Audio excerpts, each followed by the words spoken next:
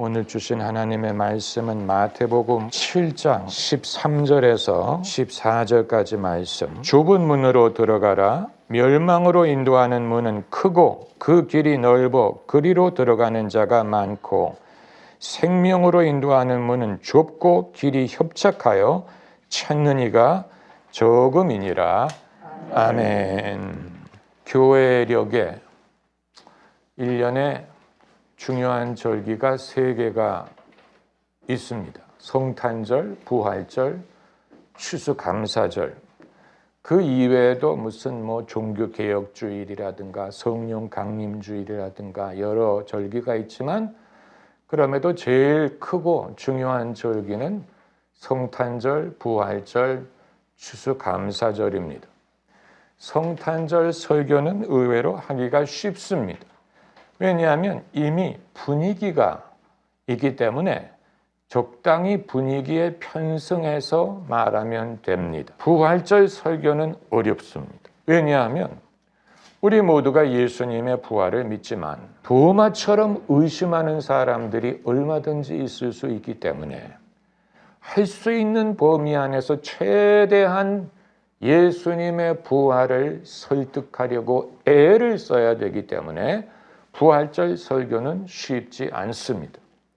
추수감사절 설교는 더 어려워요. 그 이유는 다른 절기는 지식적인 차원에서 말할 수 있지만 감사는 억지로 되는 게 아니에요. 이것은 물을 포도주로 바꾸는 것과 같습니다. 우리 마음속에 있는 불안함, 또 불평, 원망, 심지어 슬픈 마음 있는 사람, 예수 이름 믿으면 감사의 당위성을 말할 수는 있지만 감사할 마음을 갖게 하는 것을 보장할 수는 없어요. 그렇기 때문에 감사절은 우리가 감사해야 됩니다를 말하기 위한 것이라기보다는 사람들이 자기가 이미 감사할 이유가 있다는 것을 스스로 깨달을수록 돕기 위한 것인데 여러분 이것은 쓴 물을 단물로 바꾸는 것처럼 어렵습니다. 그러나 설교자가 기적을 행할 수는 없고 오로지 주님의 말씀을 전하는 것뿐이고 주님의 말씀이 그 기적을 일으킬 줄을 믿는 것입니다. 예수께서 안식일에 병자를 고치는 것에 대하여 왜 바리새인들이 시비를 걸었냐면 안식일은 하나님이 6일 만에 천지를 지으시고 쉬신 날이고 그렇기 때문에 우리에게 쉴 것을 명하셨는데 어찌하여 당신은 안식일에 이 일을 하느냐? 그것이 시비거리가 된 것입니다.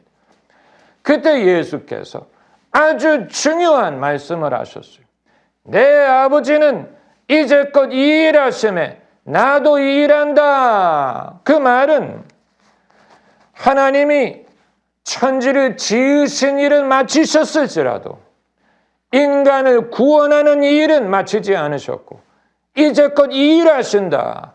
안식일에라도 하나님은 당신의 백성을 건지신다. 그러므로 나도 이 일한다. 놀라운 일이 놀라운 말씀이 하나님은 당신의 일을 멈추지 않으셨다는 뜻이고 지금도 행하고 계신다라는 사실이 그걸 증거하기 위해 당신의 아들을 보내셨고 아들이 떠나가신 후에 성령을 보내셨어요. 성령은 24시간 일하시는 분이 성령은 쉬지 않으세요. 성령을 우리가 쫓는다면 우리도 마찬가지가 될 것입니다. 하나님이 우리를 위해 예배하신 것을 우리가 어떻게 볼 수 있을까? 이건 아주 중요한 일이 아닙니까? 하나님을 경험한다라는 말은 하나님 당신을 경험한다라는 뜻보다는 하나님이 하시는 일을 통해 하나님을 경험한다라고 말하는 것이 옳습니다. 하나님이 하시는 일을 내가 어떻게 볼 수 있느냐? 있기는 한 것이냐? 있다면 어떻게 하면 내가 그것을 볼 수 있느냐? 내가 그것을 볼 수 있다면 감사할 수 있지 아니하냐? 이것이 중요한 것입니다. 예수께서 빈들에서 오병이어로 무리를 먹이셨을 때 다 배부르게 먹고 부스러기만 몇 광주리? 12광주리가 남았다고 했어요. 엄청난 기적을 행하신 것입니다. 어마어마한 기적! 인류 역사 이래 이런 기적을 경험한 적이 없어요. 오병이어로 큰 무리를 먹이셨어요. 남자만 5,000명을 먹이셨다고 했어요. 그런데 그 기적의 성격이 보리떡과 물고기를 먹이신 일이었어요. 아주 기초적인, 기본적인 평범한 사람들이 먹는 보리떡과 물고기를 불리셔서 사람들을 먹이셨어요. 하나님이 하신 일이 엄청난 기적이에요. 그런데 그 기적의 성격은 보리떡과 물고기였어요. 그것이 무슨 바닷가재라든가 무슨 안심 스테이크라든가 무슨 탕수육이라든가 이런 하나님이 하시는 일이라면 화려하고 좀 값지고 비싸고 이런 것일 것 같은데 하나님이 하신 일이 맞아. 인류 역사에 유례가 없는 기적이 맞아요. 그러나 평범한 사람들이 평소에 먹는 보리떡과 물고기를 불려서 사람들을 배부르게 먹이셨다고 했어요. 아마 사람들이 자신의 삶에 소원하는 것은 보리떡과 물고기에 머무르지는 않을 거예요. 적어도 야심이 있고 또 인생에 욕심이 있고 또 성취에 대한 욕구가 있는 사람이라면 자기가 자기의 삶에 바라는 것이 보리떡과 물고기의 단계는 넘을 거예요. 당연하죠. 그러나 하나님이 당신의 이 일을 행하실 때 놀라운 기적을 일으키셨는데 그것이 보리떡과 물고기를 불리심으로 사람들을 배부르게 먹이셨다는 사실은 하나님이 행하시는 일의 성격을 보여주고 왜 하나님이 어떤 일을 행하시든 사람들이 거기에 양이 차지 않을 수 있다는 가능성을 보여주는 것이에요. 여기서 우리가 발견하는 사실은 하나님이 하시는 일이 사람들이 어떤 식으로 받아들일지 보장할 수 없다는 사실이에요. 하나님이 어떤 일을 하시든 사람들이 그것을 어떻게 받아들일 것이냐 하는 것을 보장할 수 없어요. 그게 사람의 문제예요. 사람은 그런 존재예요. 왜 사람이 감사하기가 힘드냐? 사람이기 때문에 그래. 사람은 그런 존재예요. 그 사실을 주님께서는 알고 계십니다. 아시지만 사람을 버리지 않고 이제껏 인내하고 사랑하고 계십니다. 할렐루야. 놀라운 일이 그 사실을 하나님이 모르시는 게 아니에요. 아세요. 아시면서 버리지 않고 인내하고 사랑하고 계십니다. 인디아나 존스라는 영화가 있었죠. 인디아나 존스. 그 영화에 이제 보면 인디아나 존스가 고고학 학자 아닙니까? 고고학을 연구한 사람으로서 이제 보물을 찾아다니고 그 보물을 악당도 찾는데 차이점은 악당은 그걸 차지하려고 찾고 인디아나 존스는 그것을 찾으면 박물관에 넘겨주는 게 이제 차이점이에요. 그런데 그 에피소드 중에 예수님의 성배를 찾아간다라는 에피소드가 있습니다. 예수님의 성배라 함은 예수님이 제자들과 마지막 만찬을 나누실 때 이 잔을 마셔라 할 때 썼던 것이라고 알려지는 그 성배가 이제 예수님이 십자가에 달리실 때 그 흐르는 피를 그 성배에 받았다. 이런 이제 전설이 있어요. 그래서 이제 인디아나 존스가 그 성배를 찾아다니다가 마침내 어느 동굴에서 성배를 찾아요. 근데 그 성배가 혼자 서 있는 게 아니고 거기에 여러 잔이 함께 놓여 있습니다.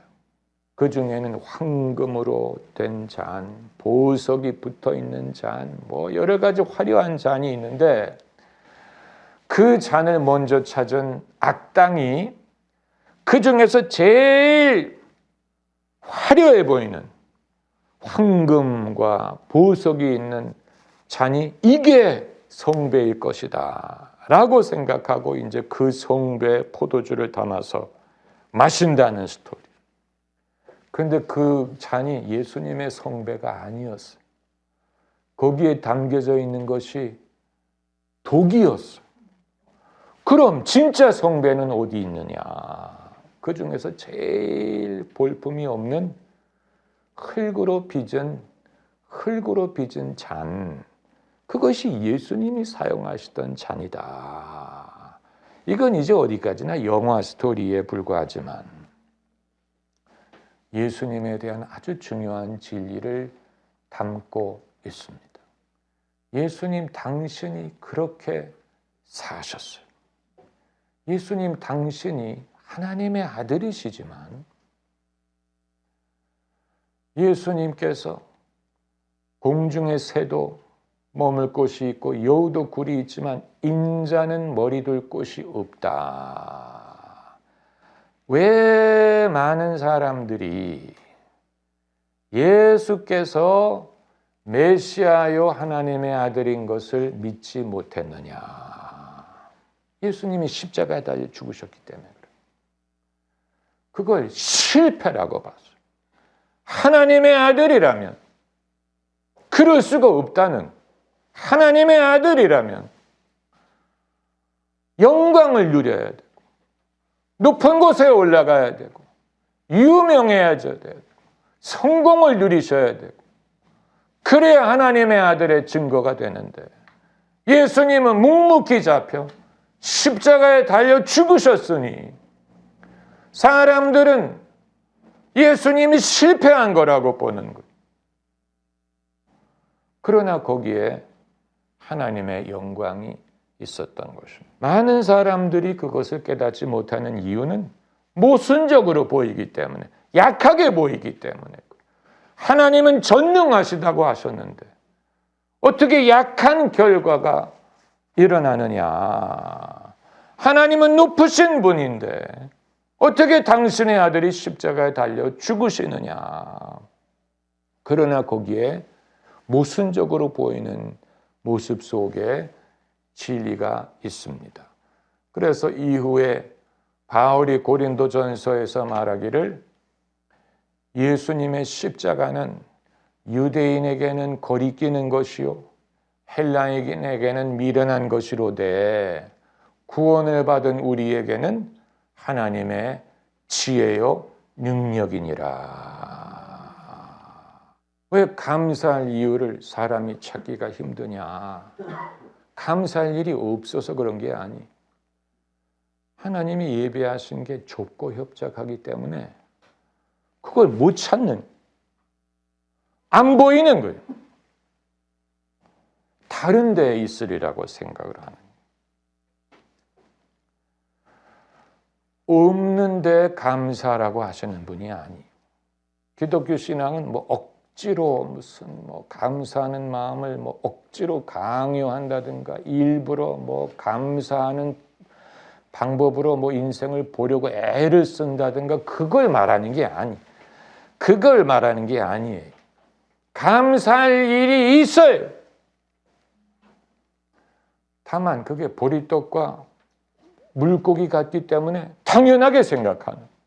그 당연한 거 아니야? 남들도 먹는 거 아니야? 남들도 있는데 뭐 당연한 것 아니야?